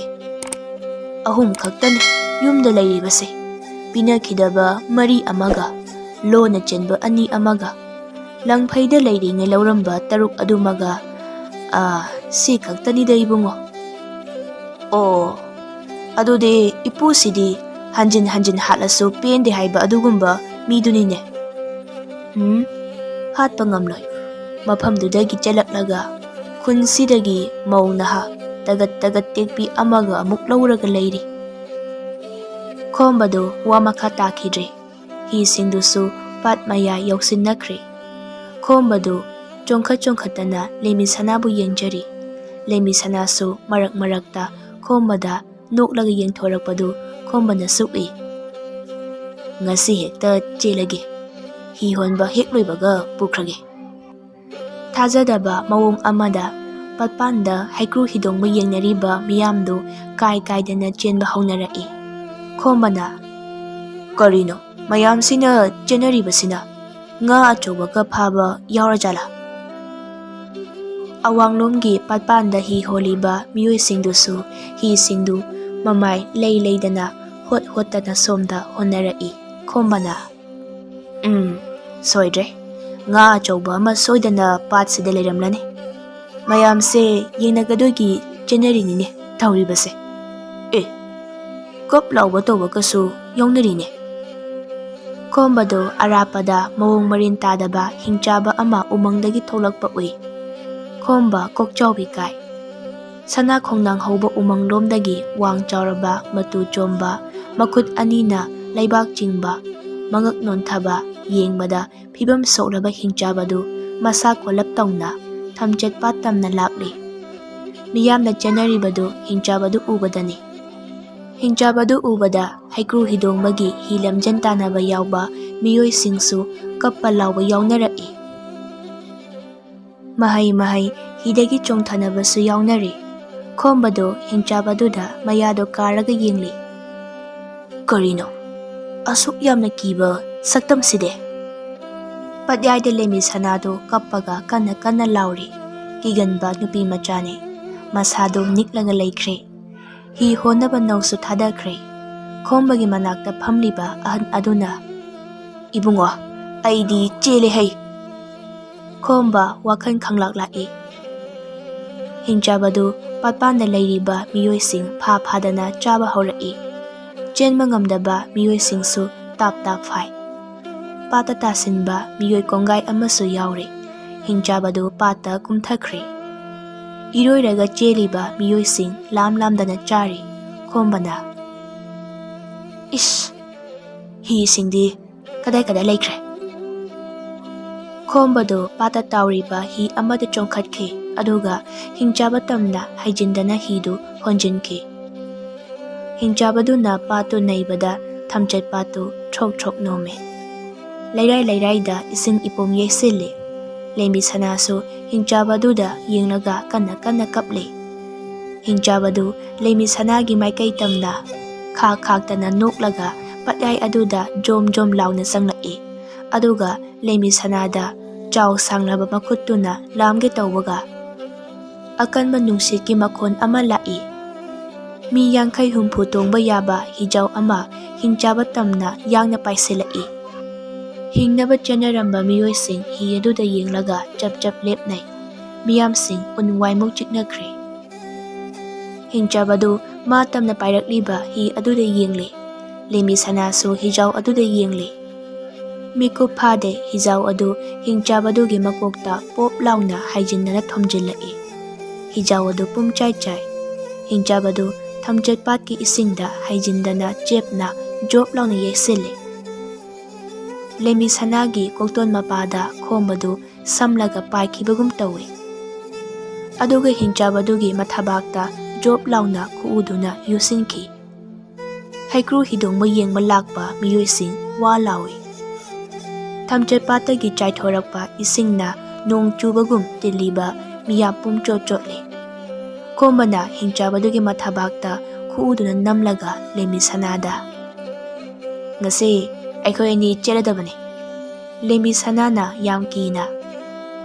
ꯍꯣꯏ ꯑꯩ ꯇꯨ ꯑꯥꯗ ꯉꯥꯏꯔꯝꯂꯒꯦꯀꯣ꯫ ꯂꯦꯝꯕꯤ ꯁꯅꯥꯗꯨ ꯍꯤ ꯑꯗꯨ ꯊꯨꯅ ꯍꯣꯟꯗꯣꯛꯈꯤ ꯑꯗꯨꯒ ꯄꯥꯠꯄꯥꯟꯗ ꯇꯨꯃꯤꯟꯅ ꯐꯝꯂꯒ ꯈꯣꯝꯕꯗ ꯌꯦꯡꯂꯦ꯫ ꯈꯣꯝꯕꯅ ꯍꯤꯡꯆꯥꯕꯗꯨꯒꯤ ꯃꯊꯕꯥꯛꯇ ꯈꯨꯎꯗꯨꯅ ꯒꯤꯠ ꯂꯥꯎꯅ ꯅꯝꯂꯒ "ꯍꯦꯛꯇ ꯁꯤꯔꯣꯏꯕꯨꯗꯤ ꯈꯪꯉꯤꯗ ꯍꯤꯡꯆꯥꯕ, ꯑꯗꯨꯕꯨ ꯍꯥꯠꯄꯕꯨꯗꯤ ꯍꯥꯠꯇꯣꯛꯄꯤꯔꯅꯤ ꯑꯩꯅ ꯅꯪ"꯫ ꯍꯤꯡꯆꯥꯕꯒꯤ ꯃꯈꯨꯠꯇꯨꯅ ꯈꯣꯝꯕꯒꯤ ꯃꯁꯥꯗ ꯇꯥꯞ ꯂꯥꯎꯅ ꯄꯥꯏꯔꯛꯏ꯫ ꯈꯣꯝꯕꯒꯤ ꯐꯨꯔꯤꯠꯇꯨ ꯇꯥꯞ ꯇꯥꯞ ꯂꯥꯎꯅ ꯁꯦꯒꯥꯏ꯫ ꯈꯣꯝꯕꯒꯤ ꯐꯖꯔꯕ ꯃꯁꯥꯗꯨ ꯎꯕꯗ ꯃꯌꯥꯝꯗꯨ ꯈꯣꯝꯕꯗ ꯊꯥꯖꯕ ꯍꯦꯟꯒꯠꯅꯔꯛꯏ꯫ ꯈꯣꯝꯕꯅ ꯍꯤꯡꯆꯥꯕꯗꯨꯒꯤ ꯃꯉꯛꯁꯝꯗꯨ ꯆꯦꯠꯅ ꯄꯥꯏꯔꯒ ꯄꯠꯌꯥꯏ ꯑꯗꯨꯗ ꯄꯣꯞ ꯄꯣꯞ ꯂꯥꯎꯅ ꯀꯟꯊꯠꯂꯦ꯫ ꯍꯤꯡꯆꯥꯕꯗꯨꯁꯨ ꯑꯔꯥꯏꯕꯗꯤ ꯅꯠꯇꯕꯅꯤꯅ ꯃꯥꯒꯤ ꯑꯁꯥꯡꯕ ꯃꯈꯨꯠꯇꯨꯅ ꯈꯣꯝꯕꯒꯤ ꯃꯈꯨꯠꯇꯨ ꯇꯥꯞ ꯂꯥꯎꯅ ꯄꯥꯏꯔꯒ ꯂꯪꯊꯣꯛꯈꯤ꯫ ꯈꯣꯝꯕꯗꯨ ꯏꯁꯤꯡ ꯃꯔꯛꯇ ꯁꯤꯠꯂꯒ ꯖꯣꯝ ꯂꯥꯎꯅ ꯇꯥꯏ꯫ ꯈꯣꯝꯕ ꯁꯠ ꯂꯥꯎꯅ ꯊꯨꯅ ꯑꯃꯨꯛ ꯍꯧꯒꯠꯂꯒ ꯍꯤꯡꯆꯥꯕꯗꯨꯗ ꯀꯨꯝꯍꯩꯁꯤ ꯍꯦꯛꯇ ꯍꯥꯊꯨ ꯍꯥꯊꯨ ꯂꯣꯏꯁꯤꯟꯕ ꯅꯨꯡꯉꯥꯏꯔꯣꯏꯗꯧꯔꯤ꯫ ꯀꯨꯝꯍꯩꯒꯤ ꯅꯨꯃꯤꯠꯅꯤ, ꯀꯨꯝꯍꯩ ꯇꯧꯁꯤ ꯍꯦ ꯍꯤꯡꯆꯥꯕ꯫ ꯏꯌꯥ, ꯇꯥꯏꯕꯪ ꯃꯤꯗꯁꯨ ꯑꯀꯟꯕ ꯂꯩꯕ꯭ꯔꯥ? ꯎꯃꯪ ꯑꯁꯤꯒꯤ ꯃꯅꯨꯡꯗ ꯇꯥꯏꯕꯪ ꯃꯤꯒꯤ ꯈꯣꯟꯖꯦꯜ ꯐꯥꯎꯕ ꯂꯥꯟꯁꯤꯜꯂꯛꯄ ꯑꯩꯅ ꯌꯥꯗꯦ, ꯑꯗꯨꯒ ꯏꯅꯥꯛ ꯅꯛꯅ ꯇꯥꯏꯕꯪ ꯃꯤꯒꯤ ꯀꯨꯝꯍꯩ, ꯏꯌꯥ꯫ ꯍꯤꯡꯆꯥꯕꯗꯨ ꯃꯅꯥꯛꯇ ꯇꯥꯎꯔꯝꯕ ꯍꯤ ꯑꯃ ꯇꯥꯞ ꯂꯥꯎꯅ ꯄꯥꯏꯔꯒ ꯈꯣꯝꯕꯗ ꯊꯣꯝꯖꯤꯜꯂꯛꯏ꯫ ꯈꯣꯝꯕꯒꯤ ꯐꯖꯔꯕ ꯄꯥꯝꯕꯣꯝ ꯑꯗꯨꯅ ꯗꯛ ꯂꯥꯎꯅ ꯉꯥꯛꯏ꯫ ꯍꯤ ꯑꯗꯨ ꯄꯨꯡꯇꯦꯛ ꯇꯦꯛꯏ꯫ ꯈꯣꯝꯕꯅ ꯊꯥꯖꯗꯅ ꯑꯩꯁꯦ ꯐꯖꯅꯗꯤ ꯀꯟꯕꯖꯥꯠꯅꯤꯅꯦ꯫ ꯍꯤꯡꯆꯥꯕꯗꯨ ꯈꯣꯝꯕꯗꯨ ꯆꯥꯔꯒꯦ ꯍꯥꯏꯕꯒꯤ ꯃꯑꯣꯡꯗ ꯈꯣꯝꯕ ꯇꯝꯅ ꯆꯣꯡꯁꯤꯜꯂꯛꯏ꯫ ꯈꯣꯝꯕꯒ ꯍꯤꯡꯆꯥꯕꯒ ꯑꯀꯟꯕ ꯃꯑꯣꯡ ꯑꯃꯗ ꯐꯨꯅꯔꯤ꯫ ꯍꯤꯡꯆꯥꯕꯅ ꯑꯃꯨꯛ ꯂꯥꯛꯆ, ꯈꯣꯝꯕꯅ ꯑꯃꯨꯛ ꯂꯥꯛꯆ, ꯑꯉꯛꯄ ꯀꯨꯝꯍꯩ ꯑꯣꯏꯔꯤ꯫ ꯇꯤꯜꯂꯤꯕ ꯃꯤꯌꯥꯝ ꯑꯗꯨ ꯍꯨꯃꯥꯡ ꯑꯅꯞꯄꯤ ꯀꯥꯏ꯫ ꯂꯦꯝꯕꯤ ꯁꯅꯥꯁꯨ ꯃꯁꯥ ꯊꯛ ꯊꯛ ꯅꯤꯛꯂꯒ ꯃꯆꯤꯟꯗ ꯈꯣꯝꯕ ꯁꯣꯜꯂꯤ꯫ ꯍꯤꯡꯆꯥꯕꯅ ꯈꯣꯝꯕꯕꯨ ꯈꯔ ꯍꯦꯟꯅ ꯂꯥꯛꯆꯔꯝꯃꯤ꯫ ꯇꯔꯥꯏ ꯇꯔꯥꯏꯅ ꯍꯥꯠꯂꯣꯏ ꯑꯩꯅ ꯅꯪ꯫ ꯅꯀ꯭ꯔꯥꯡꯗꯨ ꯇꯝꯊꯤꯅ ꯁꯦꯒꯥꯏꯔꯒ ꯅꯀꯣꯛꯇꯨ ꯐꯣꯏꯗꯠꯂꯒ ꯅꯊꯤꯕꯣꯡ ꯅꯔꯤꯃꯣꯡꯁꯤꯡꯗꯨ ꯊꯥꯗꯠꯂꯒ ꯆꯥꯊꯣꯛꯀꯅꯤ, ꯏꯌꯥ꯫ ꯍꯩ ꯍꯤꯡꯆꯥꯕ, ꯑꯩꯅ ꯅꯪꯉꯣꯟꯗ ꯇꯧꯒꯗꯕꯁꯤꯡꯗꯨ ꯅꯪꯅ ꯑꯩꯉꯣꯟꯗ ꯑꯃꯨꯛ ꯍꯥꯏꯔꯤꯕꯣꯏꯔꯦ? ꯏꯌꯥ, ꯇꯥꯏꯕꯪ ꯃꯤ ꯑꯄꯤꯛꯄ, ꯅꯪꯗꯤ ꯅꯔꯤꯟ ꯌꯥꯝꯅ ꯈꯥꯏꯅ꯫ ꯅꯪꯒꯤ ꯇꯧꯒꯗꯕ ꯇꯧꯍꯧꯔꯣ ꯍꯤꯡꯆꯥꯕ, ꯅꯪꯒꯤ ꯇꯧꯕ ꯂꯣꯏꯔꯒ ꯑꯩꯅ ꯑꯃꯨꯛ ꯇꯧꯔꯛꯀꯗꯕꯅꯤ꯫ ꯑꯗꯨꯗꯤ ꯅꯪ ꯍꯧꯖꯤꯛ ꯃꯇꯠ ꯃꯇꯠ ꯊꯥꯗꯠꯄ ꯇꯥꯔꯦ, ꯏꯌꯥ꯫ ꯈꯣꯝꯕꯗꯨ ꯍꯤꯡꯆꯥꯕꯅ ꯃꯉꯛꯇꯨ ꯄꯥꯏꯔꯒ ꯀꯪꯐꯥꯜꯂꯣꯝꯗ ꯄꯨꯈꯠꯂꯛꯏ꯫ ꯇꯤꯜꯂꯤꯕ ꯃꯤꯌꯥꯝ ꯀꯥꯏ ꯀꯥꯏ ꯆꯦꯟꯅꯩ꯫ ꯂꯦꯝꯕꯤ ꯁꯅꯥꯗꯤ ꯁꯤꯊ ꯁꯤꯊ ꯀꯞꯂꯤ꯫ ꯍꯤꯡꯆꯥꯕꯗꯨ ꯎ ꯄꯥꯝꯕꯤ ꯑꯃ ꯊꯤꯔꯛꯏ꯫ ꯎ ꯄꯥꯝꯕꯤ ꯑꯁꯤꯗ ꯍꯦꯛꯇ ꯀꯟꯊꯠꯂꯒꯦ꯫ ꯇꯥꯏꯕꯪ ꯃꯤ ꯑꯄꯤꯛꯄ, ꯅꯪꯁꯨ ꯑꯩꯒꯤ ꯆꯤꯟꯖꯥꯛ ꯑꯣꯏꯕ ꯇꯥꯔꯦꯗꯣ꯫ ꯑꯣ ꯐꯔꯦ ꯐꯔꯦ, ꯑꯗꯨꯗꯤ ꯅꯪꯒꯤ ꯑꯄꯥꯝꯕꯗꯨ ꯇꯧꯔꯣ꯫ ꯍꯤꯡꯆꯥꯕꯗꯨꯅ ꯆꯥꯎꯔꯕ ꯎ ꯄꯥꯝꯕꯤ ꯑꯗꯨꯗ ꯈꯣꯝꯕꯗꯨ ꯆꯦꯞꯅ ꯊꯥꯡꯒꯠꯂꯒ ꯂꯝꯍꯥꯏ ꯍꯥꯏꯔꯒ ꯍꯥꯏꯖꯤꯟꯗꯅ ꯀꯟꯁꯤꯜꯂꯛꯏ꯫ ꯇꯤꯜꯂꯤꯕ ꯃꯌꯥꯝ ꯑꯗꯨ ꯃꯃꯤꯠ ꯎꯏꯁꯤꯟꯅꯩ꯫ ꯈꯣꯝꯕꯗꯨ ꯎ ꯄꯥꯝꯕꯤ ꯑꯗꯨꯗ ꯃꯈꯨꯠ ꯑꯅꯤꯗꯨꯅ ꯇꯥꯞ ꯂꯥꯎꯅ ꯉꯥꯛꯂꯒ ꯍꯤꯡꯆꯥꯕꯗꯨ ꯈꯣꯡꯄꯥꯛꯅ ꯁꯦꯠ ꯂꯥꯎꯅ ꯀꯥꯎꯊꯣꯛꯈꯤ꯫ ꯍꯤꯡꯆꯥꯕꯗꯨ ꯁꯜꯂꯒ ꯄꯥꯏꯊꯣꯛꯈꯤ꯫ ꯈꯣꯝꯕꯗꯨ ꯎ ꯄꯥꯝꯕꯤ ꯑꯗꯨꯗ ꯃꯈꯨꯠ ꯑꯅꯤꯗꯨꯅ ꯇꯥꯞ ꯂꯥꯎꯅ ꯉꯥꯛꯂꯒ ꯍꯤꯡꯆꯥꯕꯗꯨ ꯈꯣꯡꯄꯥꯛꯅ ꯁꯦꯠ ꯂꯥꯎꯅ ꯀꯥꯎꯊꯣꯛꯈꯤ꯫ ꯍꯤꯡꯆꯥꯕꯗꯨ ꯁꯜꯂꯒ ꯄꯥꯏꯊꯣꯛꯈꯤ꯫ ꯈꯣꯝꯕꯅ ꯎ ꯄꯥꯝꯕꯤꯗꯨ ꯄ꯭ꯔꯣꯛ ꯄ꯭ꯔꯣꯛ ꯂꯥꯎꯅ ꯐꯨꯛꯂꯒ ꯃꯔꯥꯅꯦ ꯀꯩꯅꯦ ꯄꯨꯂꯞ ꯍꯤꯡꯆꯥꯕꯗꯨꯗ ꯄꯣꯞ ꯄꯣꯞ ꯂꯥꯎꯅ ꯀꯟꯊꯠꯂꯛꯏ꯫ ꯍꯤꯡꯆꯥꯕꯗꯨ ꯃꯈꯣꯡ ꯃꯈꯨꯠꯁꯤꯡꯗꯨꯅ ꯂꯥꯎ ꯂꯥꯎꯗꯨꯅ ꯆꯥꯎ ꯁꯥꯡꯂꯕ ꯎꯗꯨ ꯉꯥꯛꯂꯤ꯫ ꯍꯤꯡꯆꯥꯕꯒꯤ ꯉꯥꯛꯂꯤꯕ ꯃꯈꯣꯡ ꯃꯈꯨꯠꯁꯤꯡꯗꯨ ꯄ꯭ꯔꯣꯛ ꯄ꯭ꯔꯣꯛ ꯂꯥꯎꯅ ꯇꯦꯛꯏ꯫ ꯈꯣꯝꯕꯅ ꯍꯤꯡꯆꯥꯕꯗꯨ ꯍꯤ ꯑꯆꯧꯕ ꯑꯃ ꯁꯥꯕ ꯌꯥꯔꯤꯕ ꯎꯖꯥꯎ ꯑꯗꯨꯅ ꯍꯟꯖꯤꯟ ꯍꯟꯖꯤꯟ ꯀꯟꯊꯠꯄꯗ ꯏ ꯈꯨꯗꯦꯡ ꯈꯨꯗꯦꯡ ꯊ꯭ꯔꯣꯛ ꯊ꯭ꯔꯣꯛ ꯑꯣꯠꯊꯣꯔꯛꯏ꯫ ꯈꯣꯝꯕꯅ ꯅꯀ꯭ꯔꯥꯡ ꯐꯥꯎꯗꯤ ꯁꯦꯒꯥꯏꯕꯤꯔꯔꯣꯏ, ꯃꯤꯅ ꯌꯥꯝ ꯇꯧꯅꯈ꯭ꯔꯦ ꯃꯗꯨꯃꯗꯤ, ꯑꯗꯨꯅ ꯎꯁꯤꯅ ꯅꯊꯕꯥꯛꯁꯦ ꯐꯥꯎꯅꯕ ꯌꯨꯡꯁꯤꯜꯂꯒꯦ, ꯏꯌꯥ꯫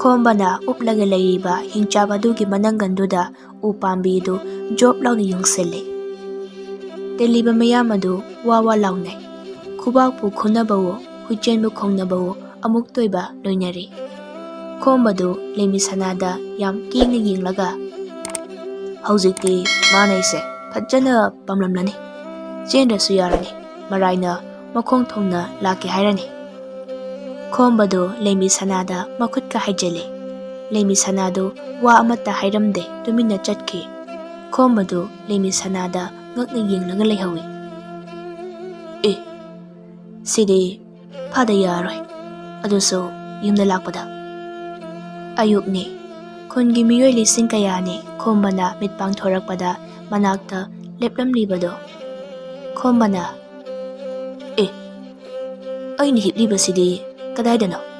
ꯑꯦ, ꯀꯥꯡꯊꯣꯟꯁꯤꯁꯨ ꯑꯩꯒꯤꯅꯤꯅꯦ꯫ ꯑꯌꯥ, ꯂꯝꯄꯥꯛꯇꯅꯤ ꯍꯤꯞꯂꯤꯕꯁꯦ"꯫ ꯑꯍꯜ ꯑꯃ ꯈꯣꯝꯕꯒꯤ ꯃꯅꯥꯛꯇ ꯆꯪꯂꯛꯂꯒ "ꯅꯪꯒ ꯀꯥꯡꯊꯣꯟ ꯑꯁꯤꯒ ꯊꯥꯡꯗꯣꯛꯍꯟꯕ ꯅꯨꯄꯤꯗꯨꯗꯤ ꯅꯪꯒꯤ ꯇꯨꯡꯗ ꯂꯦꯞꯂꯒ ꯂꯩꯔꯦ"꯫ ꯈꯣꯝꯕꯗꯨ ꯃꯅꯤꯡꯗ ꯌꯦꯡꯉꯤ꯫ ꯂꯩꯃꯤ ꯁꯅꯥꯗꯨ ꯈꯣꯝꯕꯒꯤ ꯃꯅꯤꯡꯗ ꯅꯣꯛꯃꯤ ꯂꯦꯞꯂꯒ ꯂꯩꯔꯝꯃꯤ꯫ ꯑꯍꯜ ꯑꯗꯨꯅ "ꯇꯤꯜꯂꯤꯕ ꯃꯤꯌꯥꯝ ꯑꯁꯦ ꯅꯪꯒꯤ ꯏꯪꯈꯣꯜꯗ ꯆꯟꯗꯕꯗꯒꯤ ꯂꯩꯃꯤ ꯁꯅꯥꯅ ꯂꯝꯄꯥꯛ ꯑꯁꯤꯗ ꯊꯥꯡꯗꯣꯛꯂꯁꯤꯅ ꯊꯥꯡꯗꯣꯛꯍꯟꯕꯅꯤ꯫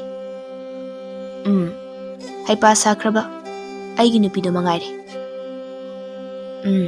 ꯏꯕꯨꯡꯉꯣ ꯈꯣꯝꯕ, ꯈꯨꯜ ꯑꯁꯤꯒꯤ ꯈꯨꯜꯂꯥꯛꯄ ꯑꯃ ꯊꯝꯕ ꯇꯥꯔꯦ꯫ ꯈꯨꯜꯂꯥꯛꯄ ꯅꯤꯡꯊꯧ ꯅꯪꯅ ꯑꯣꯏꯕ ꯇꯥꯔꯦ꯫ ꯈꯨꯜ ꯑꯁꯤ ꯅꯪꯅ ꯉꯥꯛꯀꯗꯕꯅꯤ꯫ ꯊꯪꯅꯔꯤꯕ ꯈꯨꯟꯒꯤ ꯃꯤꯑꯣꯏ ꯀꯌꯥ ꯑꯃꯁꯨ ꯉꯁꯤ ꯍꯌꯦꯡ ꯐꯥꯎꯕꯒꯤ ꯃꯅꯨꯡꯗ ꯂꯣꯏꯅ ꯌꯧꯁꯤꯟꯅꯔꯛꯂꯅꯤ, ꯅꯪ ꯎꯅꯕ ꯂꯥꯛꯂꯅꯤ꯫ ꯌꯥꯝꯈ꯭ꯔꯕ ꯈꯨꯟꯁꯤꯡꯁꯤꯒꯤ ꯈꯨꯜꯂꯥꯛꯄ ꯑꯃꯈꯛ ꯂꯩꯒꯗꯕꯅꯤ, ꯃꯗꯨ ꯏꯕꯨꯡꯉꯣꯅ ꯑꯣꯏꯍꯜꯂꯁꯤ ꯌꯥꯅꯔꯦ꯫ ꯎꯃꯪꯁꯤ ꯏꯕꯨꯡꯉꯣꯒꯤ ꯇꯨꯡ ꯏꯜꯂꯒ ꯇꯥꯏꯕꯪ ꯃꯤꯗ ꯑꯀꯤ ꯑꯈꯪ ꯅꯪꯍꯟꯕꯁꯤꯡ ꯇꯣꯛꯍꯟꯈ꯭ꯔꯁꯤ꯫ ꯏꯄꯨꯅ ꯄꯥꯝꯃꯗꯤ ꯌꯥꯔꯦ, ꯑꯩ ꯈꯨꯜꯂꯥꯛꯄ ꯑꯣꯏꯔꯦ꯫ ꯀꯗꯥꯏ, ꯑꯩꯒꯤ ꯊꯥꯡ ꯇꯤꯟ ꯄꯤꯔꯣ꯫ ꯑꯦ, ꯈꯣꯝꯕ, ꯊꯥꯡ ꯇꯤꯟꯗꯤ ꯄꯥꯏꯔꯣꯏ꯫ ꯃꯌꯥꯝꯗꯣ ꯋꯥ ꯅꯣꯛꯏ꯫ ꯇꯨꯡꯗꯒꯤ ꯂꯩꯃꯤ ꯁꯅꯥꯅ ꯈꯣꯝꯕꯒꯤ ꯃꯀꯣꯛꯇ ꯀꯛꯁꯤ ꯀꯣꯛ ꯂꯥꯎꯅ ꯍꯠꯂꯤ꯫